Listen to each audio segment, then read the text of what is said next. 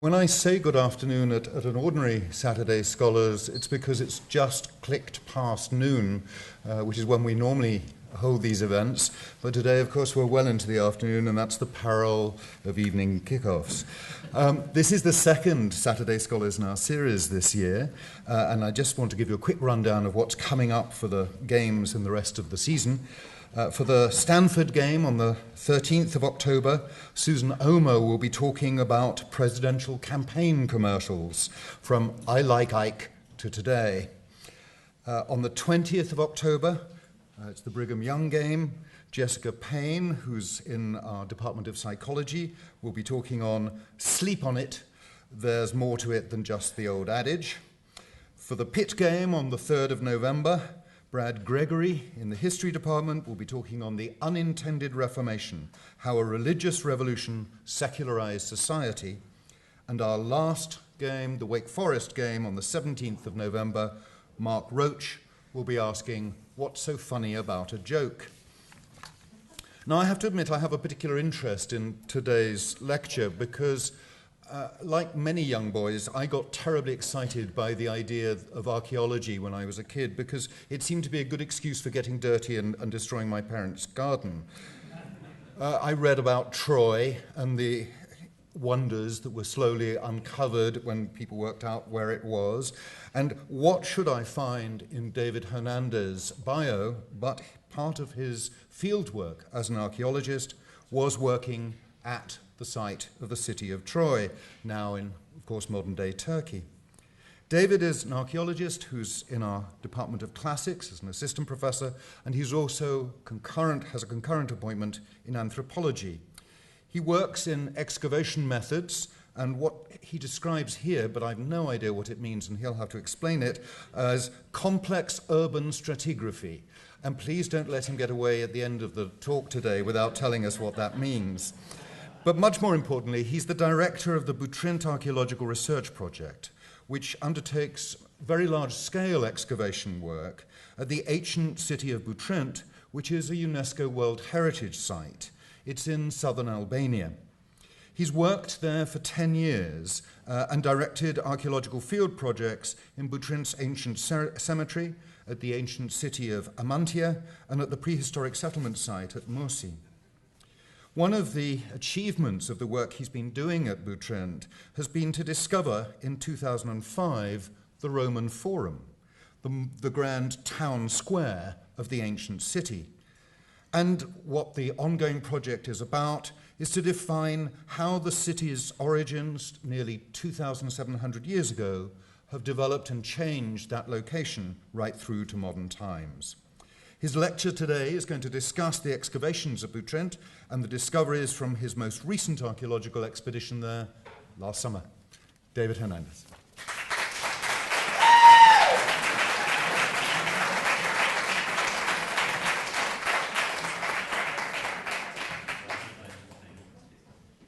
Thank you very much, Professor Holland, for your kind introduction. I thank you all for coming. Also, I am very pleased and honored to have the opportunity to speak with you today about the archaeological excavations that we are undertaking at the ancient city of Butrint. As Professor Holland mentioned, it is a UNESCO World Heritage Site of significant importance. And so I'm very honored and pleased to have the opportunity to speak about the discoveries that we're making through our ongoing excavations there. The city of Butrint is located in a beautiful landscape. It's located here at the southern tip of a peninsula. Just north of the site is the town of Ksamil. It's a small town where the archaeologists stay as we work at Butrint. And in the background, you could see the Greek island of Corfu in the background. Now, for me personally, Butrint is a magical place. It's a site that preserves thousands of years of human history, stretching back to prehistoric times, 20, 30,000 years ago, up to our modern era. The story I'm going to relate tonight is one that I think is very fascinating, partly because the material remains that we are unearthing at the site are, from any standard measure, extraordinary, But also, it's very fascinating because of the human story, and that is a story of foreign archaeologists from numerous countries, of students, both graduate students, undergraduate students, coming together, working in Albania with our Albanian colleagues. That includes local hired workmen. It includes professional archaeologists. So we all come together and work, in some cases, in very difficult, challenging conditions for the single purpose of archaeological discovery and of the creation of history. Now, there's numerous institutions and individuals I have to thank for the success and the scope of the current project. It's very difficult to obtain funding for archaeological research, and so I would like to thank especially the Office of the Vice President for Research and the Institute for Scholarship in the Liberal Arts, both from the University of Notre Dame, for providing the majority of funds for the expedition. The project is also indebted to the College of Arts and Letters, to the Department of Classics, and to the John J. Riley Center. Externally, the project is indebted to the American Philosophical Society, and in terms of our Albanian colleagues and collaborators, the Ministry of Culture granted us permission to excavate at the site. We also thank the Albanian Institute of Archaeology, the Butrint National Park, and the Butrint Foundation. Last summer, 63 people took part in the excavation. And so I would just like to thank everybody collectively. But allow me to just single out and to give special thanks to my primary co-director, Professor Dimitar Chandi from the Albanian Institute of Archaeology. And I would also like to thank all the students from Notre Dame that have participated in the excavation. Last summer, 8 students joined the project. They're seated all around here. But since I've started bringing students to excavations in Albania, I've had the pleasure to bring now 16 different students. Our story tonight will begin with Julius Caesar. After Caesar conquered Gaul, Gaul is the modern day, encompasses the modern region of France and North Italy and Switzerland. And after he defeated his former son-in-law, Pompeius Magnus, in a bloody civil war, he achieved the pinnacle of power in the year 44 BC. It was at that time that he was named dictator for life at Rome. And this coin that was minted in that same year contains the legend Caesar Dictator Perpetuo, which means Caesar, dictator in perpetuity. And he was, in fact, the first Roman to mint an image of himself on a coin while he was alive. That is the extent of power that he achieved in his day. When he achieved sole power, he sought to remedy some of the major problems that were afflicting Rome in his day. He was wildly popular among the people and the lower classes. And one of the major problems that Rome faced in the time of Caesar was due to overpopulation. The population in Rome was approaching 1 million people, and there was widespread unemployment, there was widespread crime, the living conditions were dangerous, fires broke out, there were tenements that were unstable. And so he was an energetic individual who sought to remedy these problems. And what he decided upon in the course of action that he took was to initiate a kind of unprecedented large-scale colonization program. And the area in yellow represents what the Roman Empire looked like in the time of Julius Caesar. And so the colonization program that he initiated is one where he organized groups of settlers that came from the urban poor of Rome in groups of about 5,000, and he dispatched them to different regions of the Mediterranean. And some of them went as far as Syria and Turkey, but some of the very famous foundations that he's known for in terms of this colonization enterprise is the foundation of Carthage in North Africa, the colonization of Corinth in Greece. These are two cities that were destroyed by the Romans 100 years earlier in the time of Roman imperial expansion. But there was a group of colonists that were also sent to Butrint, opposite the heel of Italy, right here. This is a map showing the modern location of the region, the microregion of Butrint. So Butrint is located in the very southern tip of Albania, not far from the border of Greece. And the ancient city occupied this headland, this entire headland that you see here. And as you can see, it's a lagoonal environment that is linked to the Ionian Sea through a water channel. The city historically was a prosperous port city, and its fate and its prosperity was very much dependent on maritime trade, since it was located on a major maritime route along the Mediterranean coastline. One of the things that I think visitors really find interesting about Butrint when they visit the site is the contrast between the ruins that you see, the major monuments that exist that represent the kind of death of a city, in contrast to the woods and the kind of wild vegetation growth in which these monuments are nestled in. And it's this contrast between death and life that I think brings a special experience to visitors to the site. Now, our excavations take place in the urban center, in the ancient urban center of the city, so that's right here in this region. One of the overarching objectives of the project is to understand all the phases of development of the city from its very origins back to almost 3,000 years ago to our modern period. Now, within that very sweeping, large-scale research program, there are specific events that we're very interested in looking at. And one of the major research questions is what exactly happened at Butrint when the Roman colonists arrived at the city? What kind of transformation occurred in what was previously a Greek-speaking city? And how did the city develop as a consequence of colonization and Roman imperialism?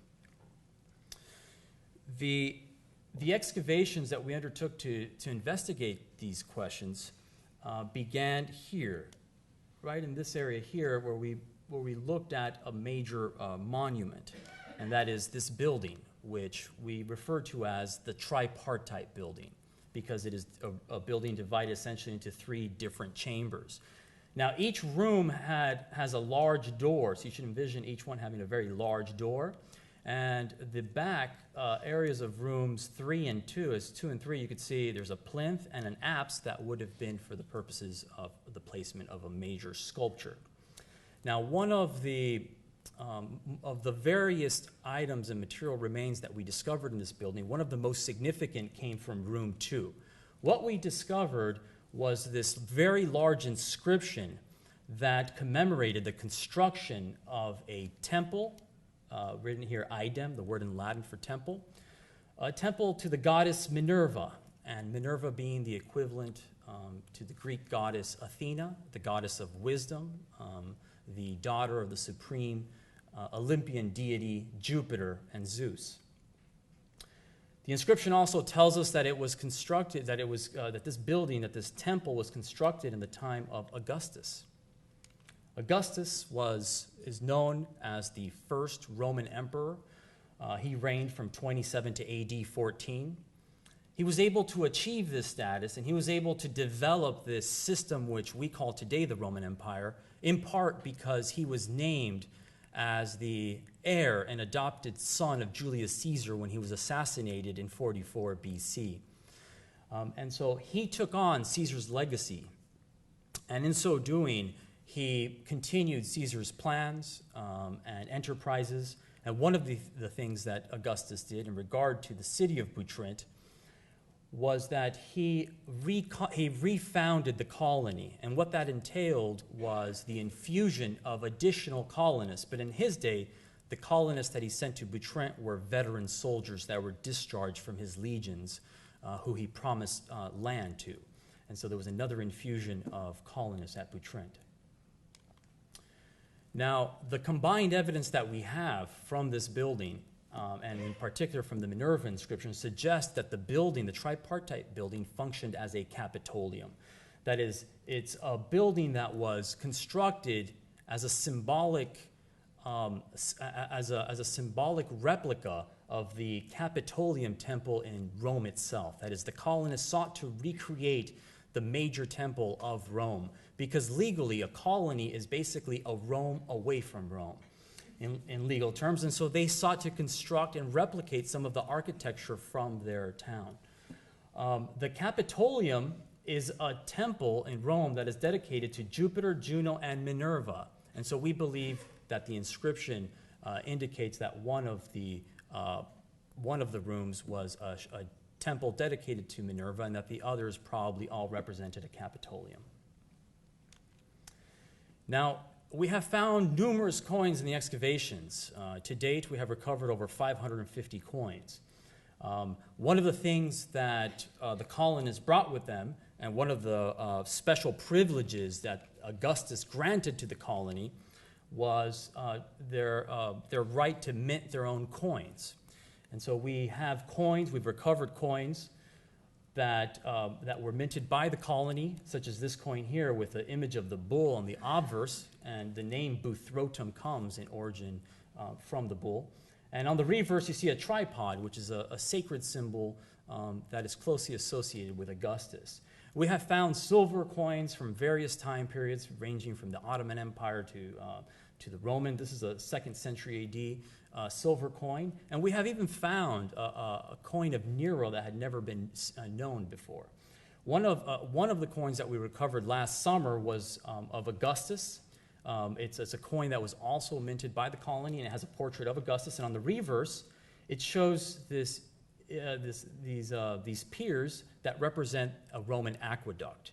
And one of the major benefactions of Augustus to the city of Butrint was the construction of an aqueduct that brought fresh water to the city. Now, this is an aerial view, obviously, of the urban center, and so the tripartite building is located here. And the excavations that we undertake have a larger context, context that relates to previous excavations and the very first excavations that revealed the urban center for the first time. That occurred in 1928 when Luigi Maria Ugolini undertook a colossal program of excavation that revealed the theater at Butrint. And he is an archaeologist that was sent to Butrint at the personal request of Benito Mussolini in order to strengthen the symbolic ties between the Balkans and Italy. One of the major series of finds that Ugolini made in the course of his excavations was the discovery of these portrait busts of the imperial family that include Augustus, Livia, Agrippa, Livia being the empress, the wife of Augustus, Agrippa, who is his naval commander and closest associate, who ended up, through marriage ties, becoming integral to the imperial family, and of an unknown woman from the imperial family. And so what this shows you, the fact that these sculptures were found, shows you that these imperial portraits of the founders of the colony continued to be shown in the theater for centuries. For at least 300, possibly even 400 years, they were displayed there, and that is really, it underscores the legacy of Caesar at Butrint. And so the excavations that we undertook were of the tripartite building, as we've mentioned, and there's numerous finds and discoveries that we made in the course of those excavations, and I just want to review a few of them.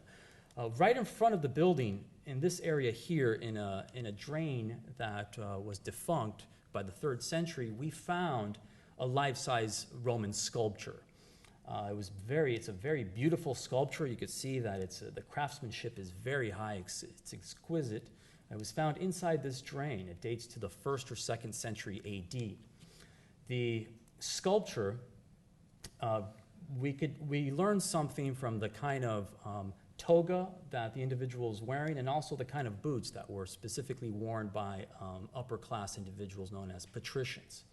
And it's likely that this sculpture represented a Roman emperor, And it's certainly possible that this is one of the sculptures that might have been featured inside the Capitolium. Now, finding the sculpture is one thing. Removing the sculpture is another. In Albania, it's a very difficult and nerve-wracking enterprise. But we got it out of the drain, and eventually we took it up to the museum, and now it is the centerpiece of the museum at Butrint.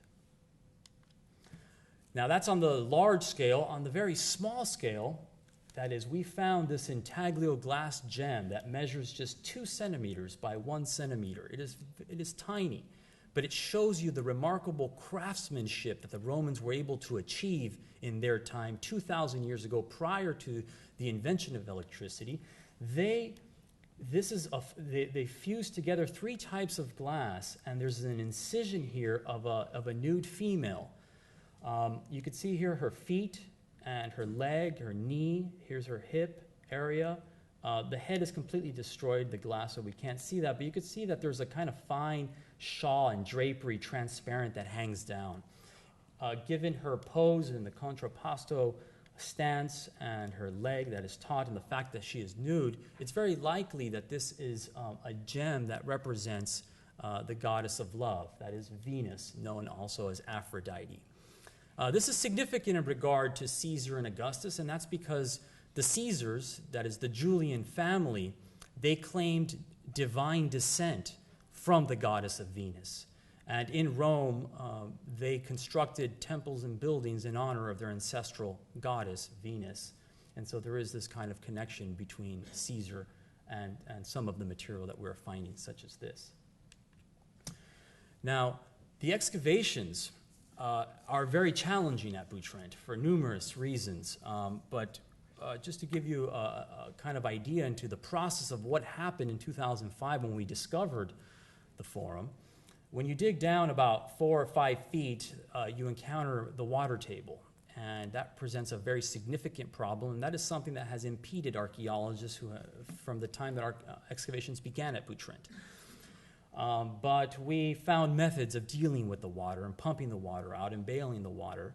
And when you dig deeper down and you reach a depth of about 8 or 9 feet, you come upon a solid surface.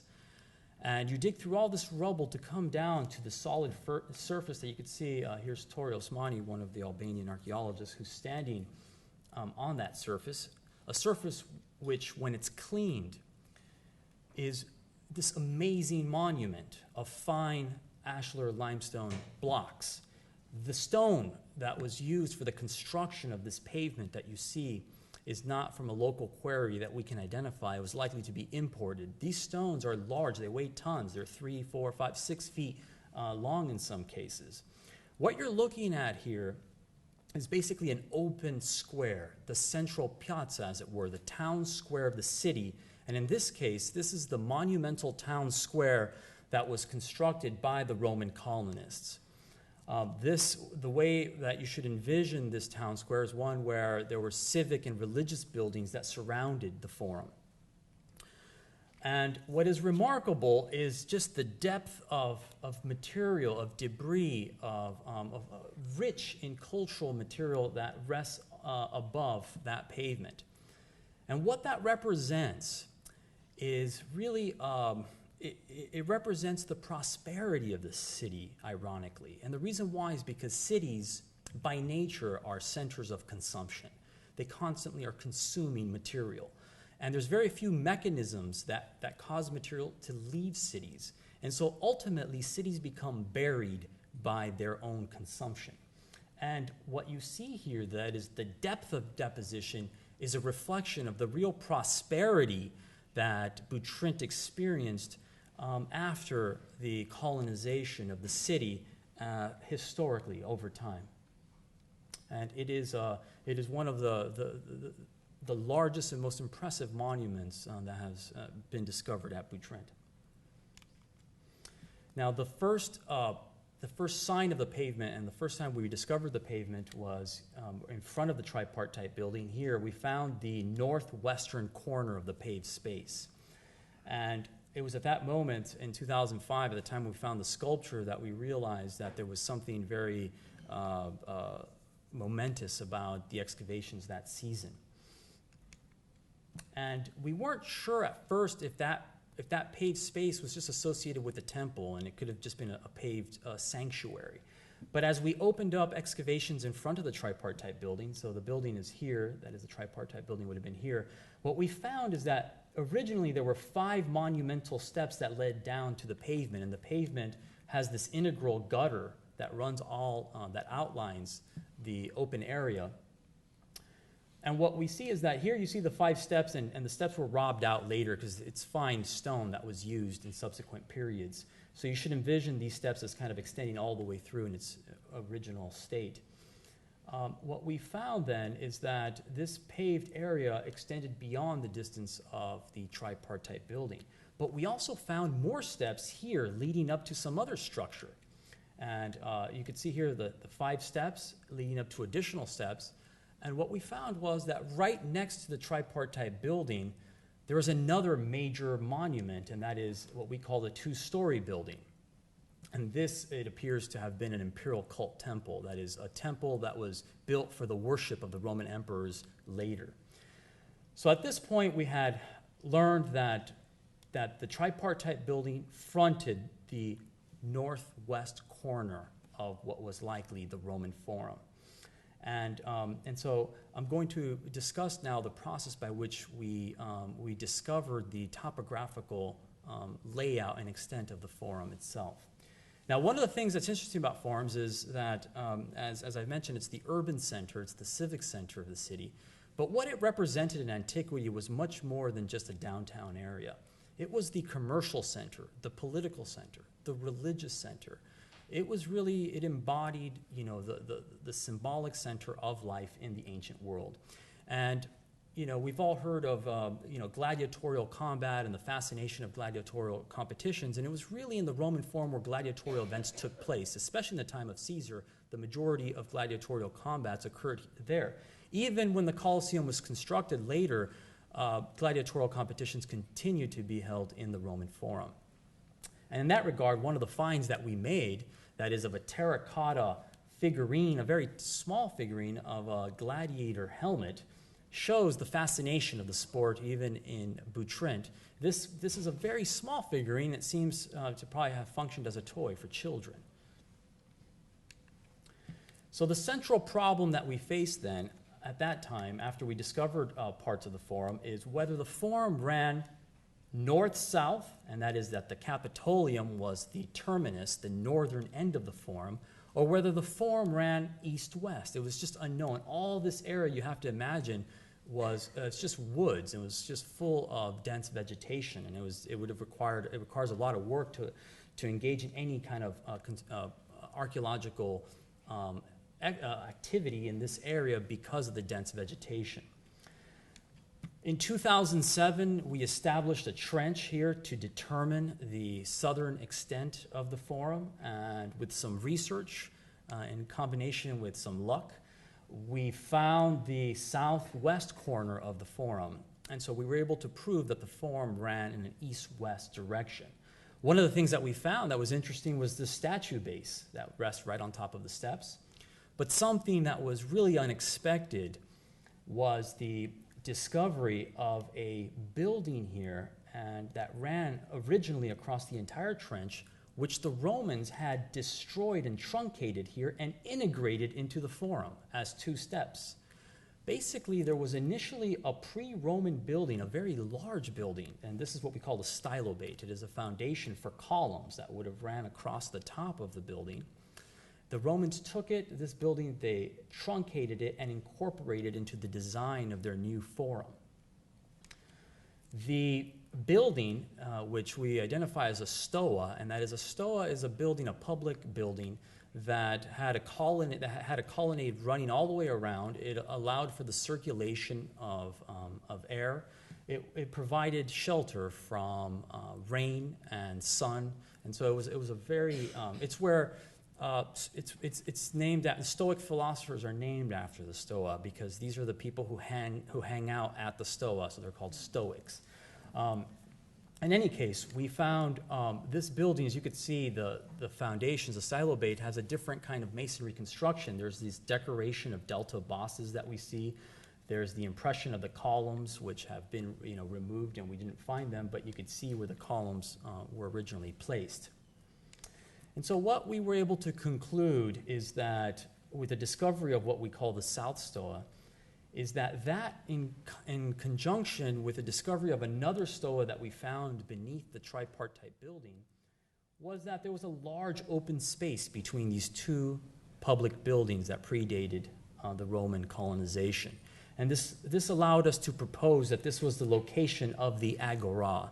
The agora is basically the Greek marketplace, the marketplace of the town before the Roman colony was established. Now, coming back to the forum and the central problems we were facing in terms of its topographical extent, we were able to establish an eastern limit to the extent of the forum because of these trenches that were excavated by Albanians, archaeologists in the past who excavated these trenches in the woods. But when they hit the water table, they stopped digging further down because they weren't at that time prepared to deal with the problems associated with water intrusion. But one of the things that was significant is that inside the trenches here, there were these walls that emerged of a Roman building. And this allowed us to determine that the forum could not exceed that extent. And so last year, in 2011, we established 2 trenches to determine definitively the extent of the forum. And we were able to show that this building, which we call the East Building, was in fact the East Building of the forum. And so what we did last summer is we established some trenches, and they have a sort of irregular design because they incorporated some of these previous trenches. And we investigated 3 different areas. That is Area 19, where we were hoping to find the southern extent of the East Building. Area 20, which is the area in front of the East Building. That is the area that would have been on the forum. And then Area 21, representing the area inside the building itself. And so I'm going to discuss these, what we found in sequence from these 3 areas. So in Area 19, when we began excavating, one of the things that immediately emerged was the discovery of these columns. And these are the first standing columns associated with a building and a monument at Butrint that had been discovered. And it was clear that this trench was going, from the very beginning, that this trench was going to produce some very remarkable results. These 2 columns emerged, also part of the East Building. You could see it emerging here. And within the building, we found these large stone slabs that basically represent stone caps of burials. Now, the excavation involves a process also of taking the soil and running it through a system of water flotation in order to extract botanical remains, that is seeds and any kind of organic material, which then we could use to learn about the diet of peoples in the past and also learn about the natural environment. And some of the material can then also be used for radiocarbon dating. So it's very important, and one of our own students, Laura Hernandez, she worked very hard with Diego Sabato, and she learned the skills of archaeobotany, and she worked the flotation machine. And this is some of the wheat that we discovered in the course of the excavations. After we removed the stone caps, we excavated the burials, and these are late 6th century AD burials. What they represent, and this is the East Building, you can see the corner of it. The building itself, when it had become dilapidated and fell out of use, served as a mausoleum later. And it served as an area to inter people. And one thing that is, this is a time in the late 6th century when urbanism broke down throughout the Balkans and the Mediterranean. This is the time of the spread of the bubonic plague and the kind of disintegration of urbanism. And so Matt Cronin and Michael Kipp, they are also students from Notre Dame who worked extensively on the recording and excavation of the burials. There was an infant burial that we found among these inhumations, and the infant burial produced these kind of what we call grave goods. And in this case, this is a bronze fibula in the shape of an actual animal. And it's a very exquisite, very nicely crafted artifact. Now, what's interesting is that it shows the compassion of the people in that time, because none of the adult inhumations had any grave goods whatsoever. But the infant, the child that died, who was under 2 years old, was interred with numerous heirlooms belonging to the family. In the background here you see Caitlin Farrell. She's another student that joined the excavation. She, along with Mia Counts, served in a very important capacity in the excavation. They were essentially the finds managers, and they helped process the material that was coming through the field, and they engaged in the process of working with specialists who study the material remains. They engage in the process of recording, cataloging, and studying the material. Now, you can see how this fibula looks very nice and very well preserved, and that's really because of the great conservation team that we have at Butrint. Michael Van Bellegem from the British Museum is our conservator, and we've had some of our students, in this case Patrick Conry, who's funded by the Riley Center, to join the excavation. He learned some of the trades of finds conservation, and he worked on some of the metal finds. But Patrick had another passion and another profession. He was part of the East Building Band, and you see him here rocking on with a shovel. And so there was some good fun that we had in the excavations. When we got down in area 19, we reached the bottom of the columns and the stylobate, and we sieved as much as possible the material. And we constructed these sieves in Albania. We never used sieves on this scale before. I bought industrial sieves, and we constructed these there, and we were able to really try to get as much material evidence as we could related to the deposits that seal the pavement that describe the demise of the Forum, which now we know occurred in the late 4th century AD as a consequence of an earthquake. In the past, we would use these smaller dish sieves, which we found ineffective, but still they were very useful. And one of the benefits of digging in the water is that you could just sieve right there. And so that helps. And here's Craig Haynes, who I believe is with us here tonight. He is also one of the excavators in the project. When we got down to Area 19, we made a series of discoveries that were significant. You can see here the beautiful pavement. It's all preserved. And again, what we found is with this architecture is that you could see that the architecture here is very different than what you see here, and that is, again, because the Romans, they took this pre-existing building and truncated it and incorporated it into the Forum. And so we found that these columns and that this building is identical in form and in intercolumniation, that is 1.8 meters between the columns, identical to the building that we had discovered on the other end in 2007. Now, that's one of the significant discoveries, which I'm going to say a little more about in a second. But also in the background, you see this pipe running across. It looks like something that is modern, but it's not. It is a lead pipe that was constructed by the Romans. And adjacent to that is another pipe that predates this lead pipe that is made of terracotta. This is another perspective of the trench, of the post-excavation trench. And what you could see is that this building here that was truncated by the Romans, this building that predated the Forum, we found this side of it, and it's very likely that we found the other side of it also. And so what we see is that the building, and you can see how it's, we excavated deep below, and we were able to get material evidence related to the date of the building, which also dates to the 2nd century BC. Incidentally, this pipe, this water pipe, is associated with the aqueduct that was constructed by Augustus, which I mentioned before on the coin. This is the very first time that any kind of pipe like this has been found at Butrint and in the larger region as far as I know. It is a very unique and interesting discovery, and it was actually within the deposit here for the construction of this pipe that we found the coin that depicts the aqueduct itself, dated to the Augustan period.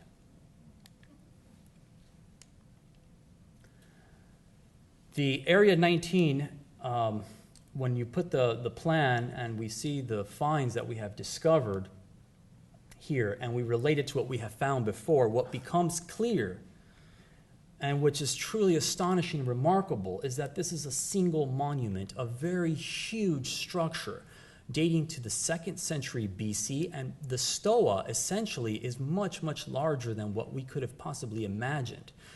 Over 38 columns running all the way across, and it extended for a distance of over 230 feet. It represents clearly the largest known structure to predate the Roman colonization of Butrint. And so the structure, we don't know how wide it is. This might be something that we'll investigate next summer in our expedition. But as of now, it's unclear what the width of it is, but clearly we're not even sure how far it extends because it continued in the trench this way.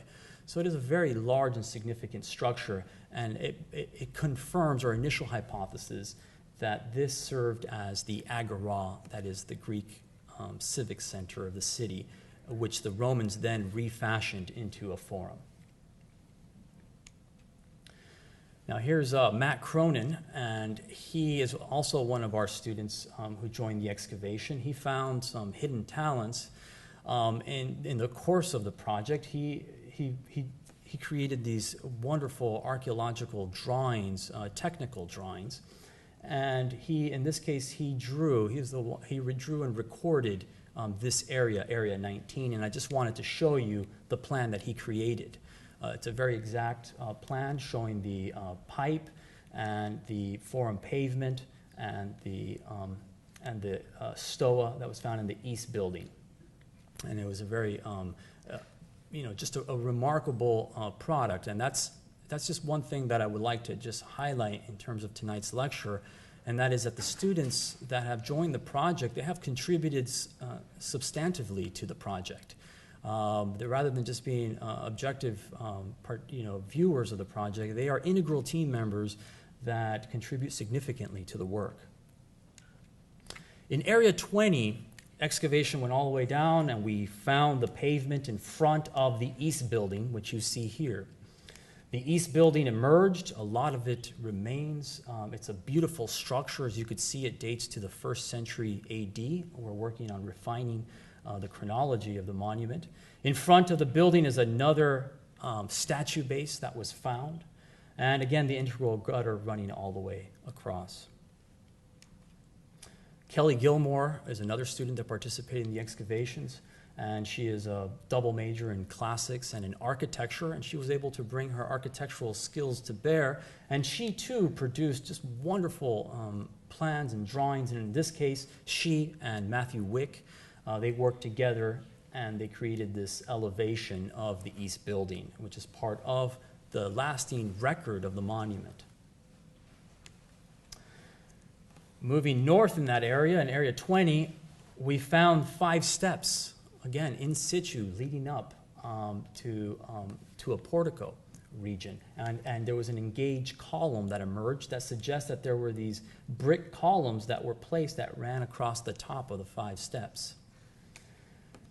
Bringing all this together, now it is clear, because of the excavations we just undertook 3 months ago, that the forum measures 72 meters across. That is, it's about 220 feet or so by 60 feet, and that these 5 steps ran all the way across. And there's an incredible symmetry in both sides, in the north and south side of the forum.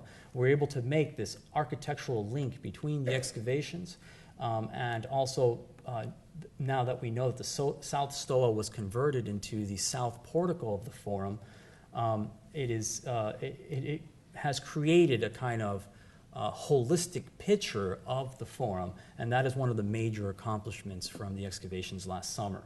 Now, in regard to the building that we've excavated, that is the east building, it turns out to be a basilica. It has the form of a basilica. In this regard, it's very similar to Corinth, because Corinth also has a basilica at the eastern end of the forum. The building was found to have several different phases. You should envision this building as being 2-story. It's the largest Roman building that has ever been discovered at Butrint. And initially it had a very large door here. But that door, we found that it was sealed and closed off. And in a later period, in the 4th century, when the city converted to Christianity, this building is very likely to have served as the very first church at Butrint. This is a pattern that we find throughout the Mediterranean. And there was another phase where the building was expanded, and there was a kind of a barrel-vaulted area here that extended northward, but there's more to the building that we could not find because this just runs into the hill slope. And so there's an enigmatic area up here in terms of the ultimate design of the building and its ultimate form.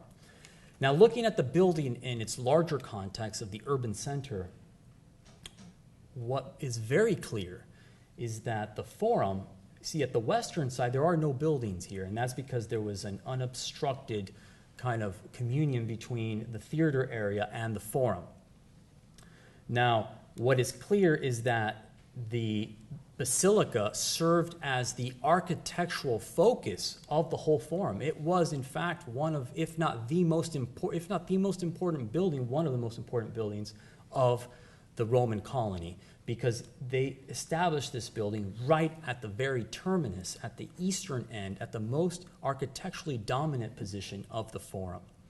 So we had high hopes of finding, very, remarkable traces related to the development of the forum there. And the reason why is because the building, because it's integrated to the forum, it allows us to understand the history of the forum by its own phases of reconstruction and investment. A major monument, a major discovery that was made in 1977 prior to our work was this inscription to Germanicus Caesar. Germanicus was a Roman whose grandmother was Augustus' sister, Octavia. And Germanicus became the grandfather of the future emperor Nero. This Germanicus inscription was found in the woods in the area of this basilica. And so we had high hopes of finding inscriptions, another inscription of this caliber that gives more information about the history of the building. We did find one marble inscription, and I was very eager to read it when I got it. And when I received it, I made out the letters S-E-X, sex. That's the inscription that we found. But, we're dealing with Latin here, folks. So it's the number 6, and so it probably refers to Sextius, some unknown Sextius individual. In Area 21, one of the first structures that we encountered was this medieval house, fascinating story. I put Matt Wick in there to begin recording the inside of one of the rooms, and as you could see, he started off very clean and strong, but by the end, I wasn't sure if he was going to make it. We got down, we dug all the way down, we hit the pavement, we hit the floor level of the east building. This is a kind of mortar floor. The original floor was robbed out. We found lots of tesserae, and so that suggests that it probably had a mosaic floor in combination, perhaps, with marble sectile also, of which we found numerous fragments. Our goal now became to dig as deep as possible and in the urban center, and we achieved the greatest depth that has ever been achieved at Butrint. We witnessed for the very first time deposits that had not been seen since the remotest times of classical antiquity, and that's what I just briefly want to discuss right now. We opened up a trench right here, and we dug down deeper. We bought a very good water pump that was pumping out the water. It ended up being a very serious challenge. At one point, I had 3 pumps going. We were pumping, I estimated, about 2,000 liters per minute, and still I wasn't able to get any further down because that's the amount of water that was entering the trench. But we did, we sieved the material as we were going down. We separated this trench into 2 parts. There's a drainage trench, so this was much deeper in order for us to drain the area so that we could dig this area stratigraphically, that is, by strata, by deposits. And it paid off. The sieving paid off. We found a terracotta figurine of a goddess, probably Aphrodite, dating to the 2nd century BC. This is one of our Albanian local workers who's worked with me for at least 6 years now, and you can see he's a committed digger. And this is a very beautiful artifact that we found. It was very special, and that day, everybody who was there knows it was a very electrifying and special moment that day. There was great energy on site. We also found, digging even further down, we found something that had never been discovered at Butrint. We started to find wooden objects, and that were well preserved. These are the first wooden objects that ever to be found at Butrint. And in this case, what you're looking at here, this spike, is basically the head of a plow. And we found this plow that probably dates to the 4th century BC. That gives us some insight into the agricultural tools that were used at that time. I mean, it is truly special. I have to do my homework here and figure out how many such objects have been found, but I could tell you I know of none at this moment. And so it is very well preserved. You can see how it's worked all around. We found several fragments of it, so not just the head, but we found other pieces of this plow. So excavating even further down, we were able to achieve a depth of excavation down to 7 meters. That is about 23 feet below the surface. And what we recovered from there were these ceramic fragments that were just amazing, beautiful pieces. What we found were pottery sherds that date back to the 7th century BC that represent the very origins of the city. No material has been found prior to this except for scatters of prehistoric remains. This represents the advent and the establishment of the city itself. And these pieces that we found, fortunately, are highly datable because they have been excavated at Corinth and they were manufactured at Corinth. And so what we see from the very inception of the city is that the city emerges suddenly with very strong contacts with major Greek cities, such as Corinth in this case. And what this leads us to conclude now, and the possibility that it opens up, is that the city of Butrint itself might very well have been a colonial establishment from its very origin, that is, from a colonization of Corinth. This is certainly possible. There are other colonies that are attested in the historical literary record, such as on the island of Corfu, for one, right across the Straits, which was a Corinthian colony. And so that shows us that the history of Butrint itself is punctuated by these moments of colonization that lead to significant transformations of the city, and of which we received glimpses in the process of our excavation. Now, I mentioned two of the students, Matthew Cronin and Michael Kipp. They, in addition to engaging in the excavation and the excavation work, they took on to create a lasting record of the monument of the excavations by producing a documentary film, which they're working on now. Now, what they have produced for us tonight is a 5-minute clip of the excavations, which I would like to show you. But before I show you the video, I would just like to personally thank all the students and all the participants in the excavations. And I would like to ask everyone who's participating in the excavations to please stand up at this moment. If you would, just please stand up if you'd like to.